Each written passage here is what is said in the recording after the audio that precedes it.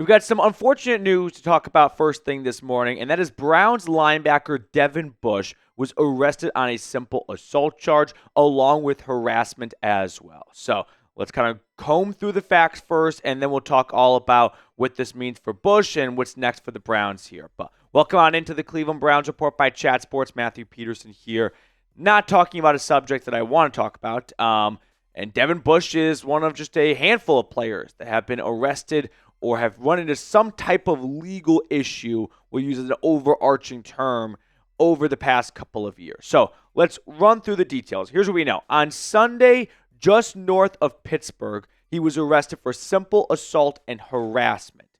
So those are all the legal details we have at the moment. He re-signed with the Browns on a one-year, $3.2 million contract this offseason after having a really, I'd say, strong 2024 season with Cleveland.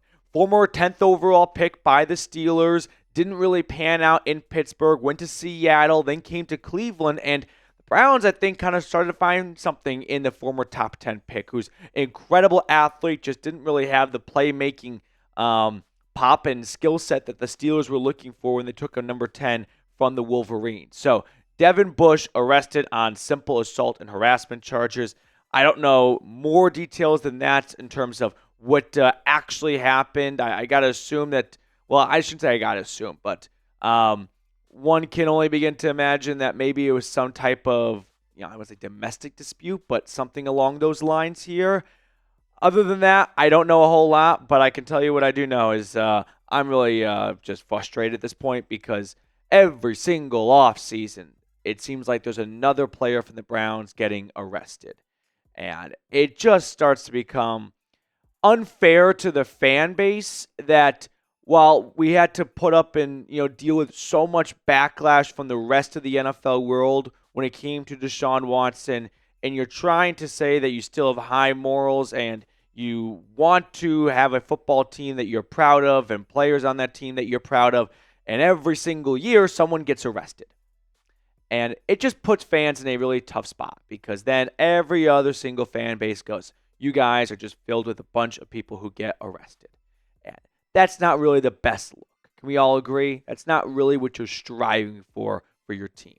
Now, I believe in innocent until proven guilty, so I'm not going to rush to a major judgment. But what the facts are is he has been arrested, and so now that puts fans and the team just in yet again another bind, another tough spot that they don't want to be in, which is trying to dig themselves out of this hole. And it just sucks. That's really the bottom line here. So Devin Bush arrested. What do you know? So before we get more onto this subject here, quick reminder to subscribe to the channel. We're going to try to get to 45,500 subscribers before the end of May. We're less than 250 subs from that number. So if you haven't yet, scroll on down. Let's see if we can get 17 new subscribers off of today's video. So if Devin Bush were to be, suspended, released, let's just say he's out of the picture and you're curious, hey, what does the linebacker room look like? Well, here it is right now. You've got Jeremiah Owusu-Koramoah, who I don't expect to see anytime soon. Jordan Hicks is healthy.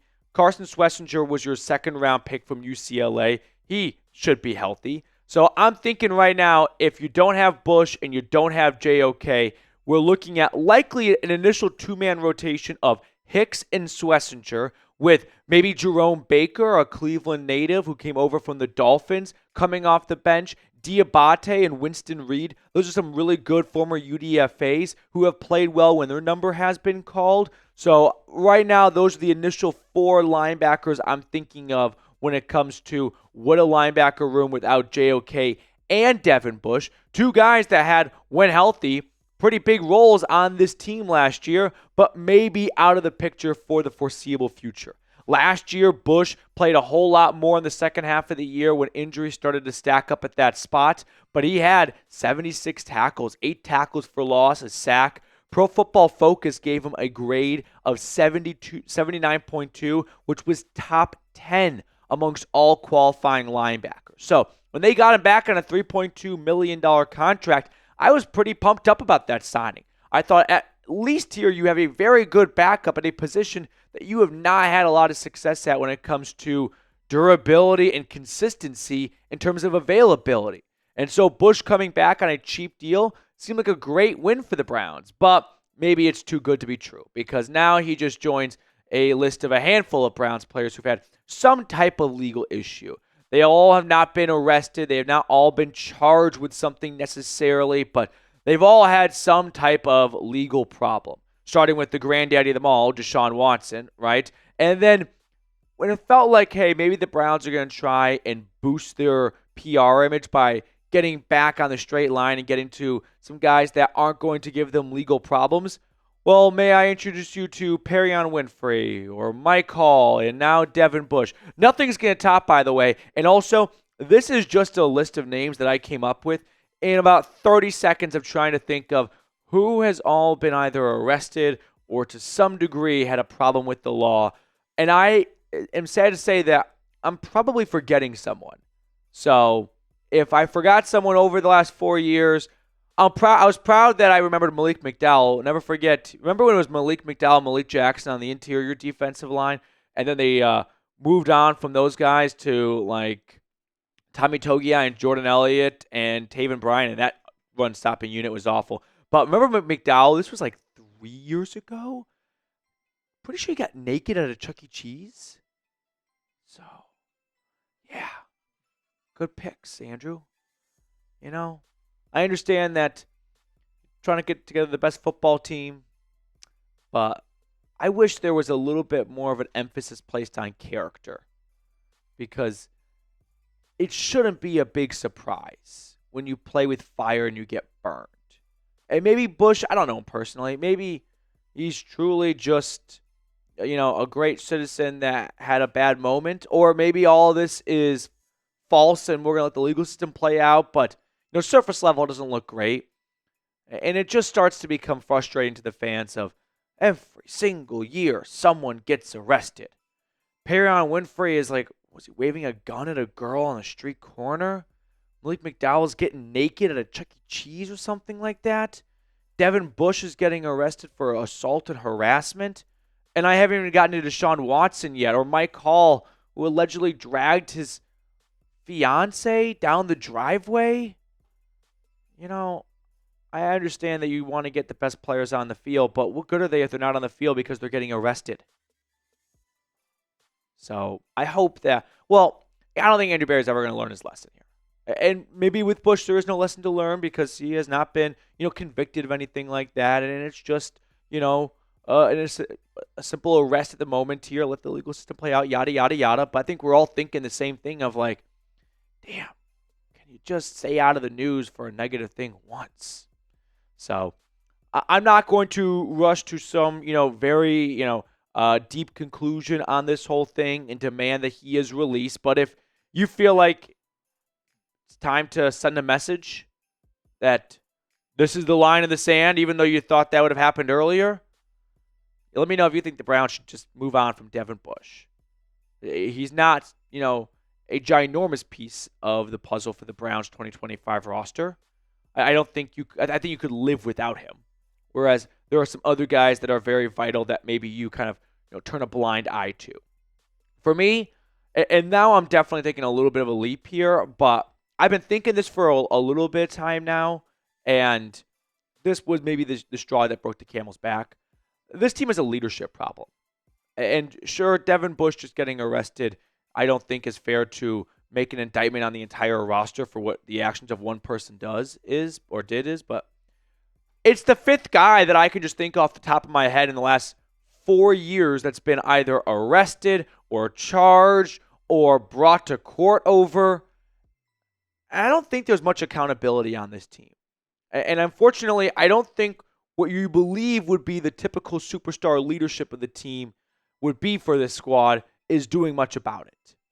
I remember when Miles got that big extension, I read that they're hoping Garrett takes a big leap forward as a leader this year. What? The guy's almost 30. He was drafted in 2017, and you're hoping that he takes a big step forward as a leader this year? I'm very curious what Garrett's leadership style is or how it's perceived and received in the locker room. Is he just a superstar, awesome player, but he's not much of a leader? Because we know Nick Chubb is a guy that leads by example, but he's not one to have a booming voice in the locker room. There's not a quarterback that the team is turning to right now.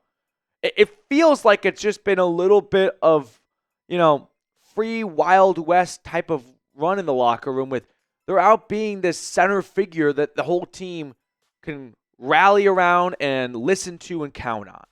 And I know I'm kind of getting into a little bit of like some Remember the Titans bullshit here, but seriously, I feel that the Browns have underachieved because I don't think there is a great amount of leadership in that locker room. I mean, Garrett got suspended for a drive. He missed a start because of some violation of a team rule. There's been a lot of instances of guys who were suspended in-house for missing practice or breaking some team rule, and I don't think Kevin Stefanski does a great job of making sure his guys are in line.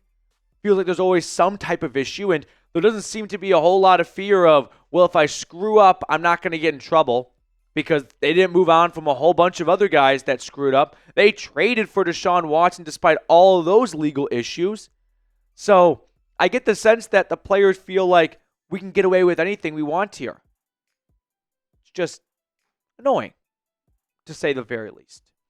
Now, before we switch gears into a tiny bit of other news that's unrelated to this, quick reminder that over at Fanatics, you can get a Mason Graham jersey, a Quinshon Judkins jersey, a Shedeur Sanders jersey when you go to chatsports.com/CLE rookies. Use this link to support the channel as well by getting a Fanatics jersey. So I put it in the comments and description of today's video. If you want to get a brand new Cleveland Browns jersey for one of their draft picks this year, make sure to use our link, chatsports.com/CLE rookies.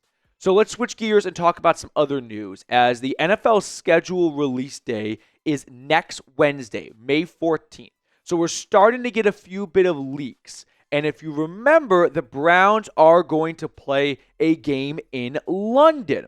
So now that we know that information, we can pair it with the leaks of what weeks the London games are, which they're typically around this range anyway.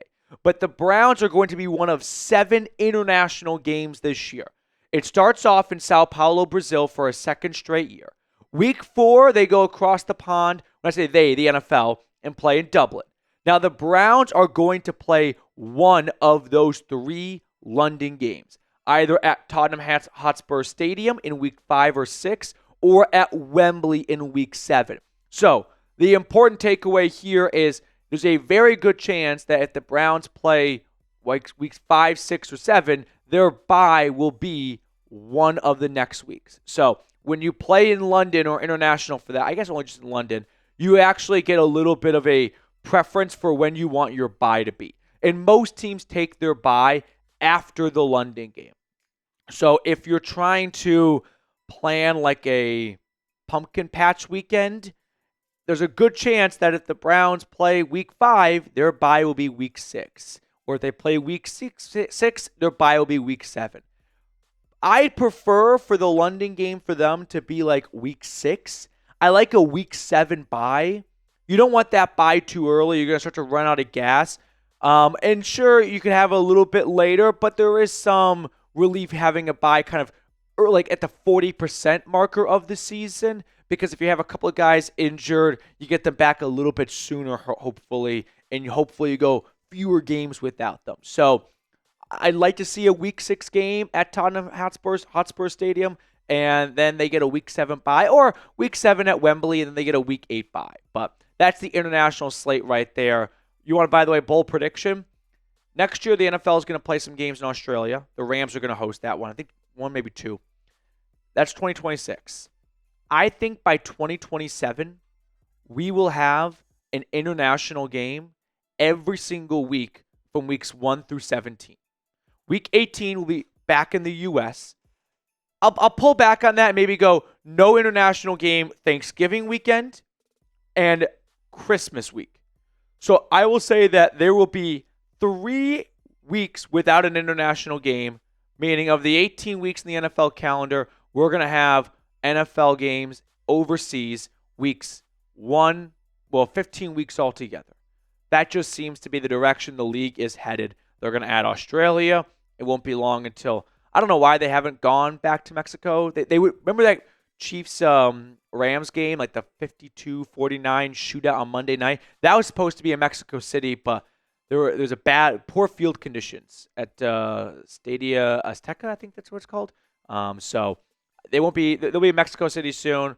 I'm surprised they don't do more in Canada, but I think they just want to expand more, to different markets. Well, they feel like they already have a good footholding in the Canadian and Mexican markets. So, yeah, get ready for a boatload of ESPN Plus, Peacock games, Amazon Prime games at 8 o'clock in the morning. All right, let's pick a card to wrap up today's episode. Moose, which card do you want to go with? 3 of clubs. I'm going to say, give me 6 of diamonds.